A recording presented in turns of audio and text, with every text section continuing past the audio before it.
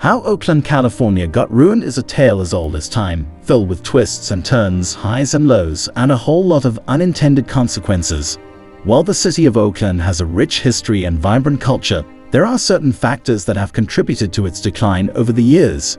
In this video, we'll take a humorous look at how Oakland, California got ruined, exploring the industrial boom, resource robbery, socioeconomic divide, environmental challenges, gentrification, crime perception, and the resilience of its communities. Before we start the further video, if you are new to the channel, subscribe and like the video. The industrial boom and its aftermath. Picture this: Oakland, the early 20th century, a place where the industrial boom was more than just a loud noise. It was the sound of prosperity knocking at the door. The city was on the up and up, with its port bustling like a beehive and manufacturing plants popping up like mushrooms after a rainstorm. It was the golden era where everyone seemed to have a spring in their step, dreaming of the endless possibilities. But as the saying goes, what goes up must come down. The curtain call came for the industrial age, and Oakland found itself a bit like a deer in the headlights, stunned and a tad lost. Factories began to close their doors, one by one, as if they were dominoes carefully lined up by fate. Jobs, those once abundant, began to disappear like socks in a laundry room. The thriving economy started showing signs of wear and tear, much like a favorite pair of jeans that just don't fit like they used to. The great highway robbery of resources. As Oakland grappled with the hangover of its industrial fiesta, it unwittingly rolled out the red carpet for a new kind of shindig, a resource heist that would make even the slickest of movie villains tip their hats in respect.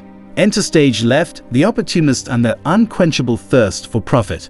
This was no petty theft, it was grand larceny on an epic scale, stripping the city of its land, water, and any shiny bit of natural resource that wasn't nailed down. Imagine Oakland as a giant cookie jar and these resource robbers as crafty toddlers, their hands too small to get caught but big enough to grab what they wanted. The result? A city left rummaging through the crumbs of what once was, wondering where the full cookie went. This era turned Oakland into an unwitting participant in a magic show where resources disappeared with a poof, leaving behind not awe, but the eerie silence of loss. A tale of two cities, the socioeconomic divide. In Oakland, the plot thickens with a twist worthy of a Dickens novel, painting a picture of a city divided not by rivers or railways, but by the almighty dollar. Here, the socioeconomic divide plays the role of the invisible fence, separating the haves from the have-nots in a silent but palpable partitioning of urban life. On one side, you've got the cappuccino-sipping, yoga-practicing elite who navigate the city's upscale boutiques and artisanal eateries with the ease of a fish in water. On the flip side, there's the rest of the gang, hustling day in and day out, making miracles with the budget of a shoestring and the tenacity of a street cat.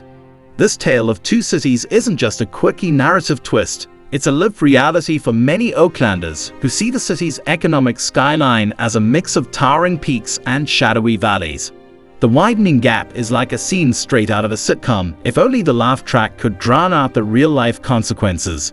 Yet, in true Oakland fashion, the city doesn't just sit back and accept the script it's been handed. Amid the divide, there's a bustling energy, a collective push towards bridging gaps, and a shared dream that one day the tale of two cities could become a single, united narrative. The environment strikes back. The environment strikes back. The part where Mother Nature, in all her wisdom, decides she's had enough of our shenanigans. It's like Oakland threw a century-long party, forgot to invite her, and then left the cleanup for the morning after. Pollution played the unwanted guest, creeping into nooks and crannies while deforestation decided to clear-cut its way through the buffet. And climate change. It turned up the heat on the dance floor, leaving everyone a little too sweaty for comfort. But here's where the plot thickens. Oakland, in a twist of fate, starts to tango with green initiatives. Trees are getting hugged and planted. Bikes are rolling out like the city's new footwear fashion, and renewable energy is the hot new trend. It's as if Oakland realized that the best way to handle a party crasher like climate change is to turn down the music, start cleaning up the mess, and maybe, just maybe, extend a belated invitation to Mother Nature to join the fun. After all, when the environment decides to strike back, Oakland shows it knows how to strike a pose with sustainability and style. The Displacement Dilemma. Gentrification gone wild. Imagine Oakland as a bustling board game where the latest round involves a flurry of new players moving in armed with designer coffee cups and blueprints for minimalist condos. This modern game of Monopoly, however, has a twist. With each new development, a piece of Oakland's heart seems to get tucked away in the box, out of sight.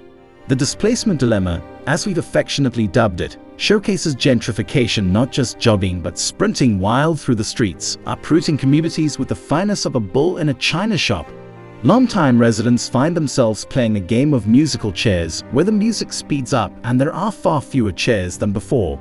It's a peculiar dance, watching the neighborhood's identity shuffle and shift like a kaleidoscope being turned by the invisible hands of change. Yet, amidst this whirlwind of transformation, Oakland's true essence tries to peek through the cracks of newly laid sidewalks, reminding us that while the city's landscape is evolving, its soul is just playing hide and seek. Crime and safety, perception versus reality. Dive into the world of crime and safety in Oakland, and you'll find a story more complex than a detective novel with a twist ending. It's easy to get caught up in sensational headlines and think of Oakland as a city constantly under the shadow of crime. But peel back the layers and you'll discover a narrative that's not just about statistics on a page, but about the people and their indomitable spirit. Yes, Oakland has faced its challenges, with crime rates that have ebbed and flowed like the tide. However, the reality on the streets is often painted with a more nuanced brush. Amidst this backdrop, communities come together, weaving a tapestry of vigilance and solidarity that would make any neighborhood watch green with envy.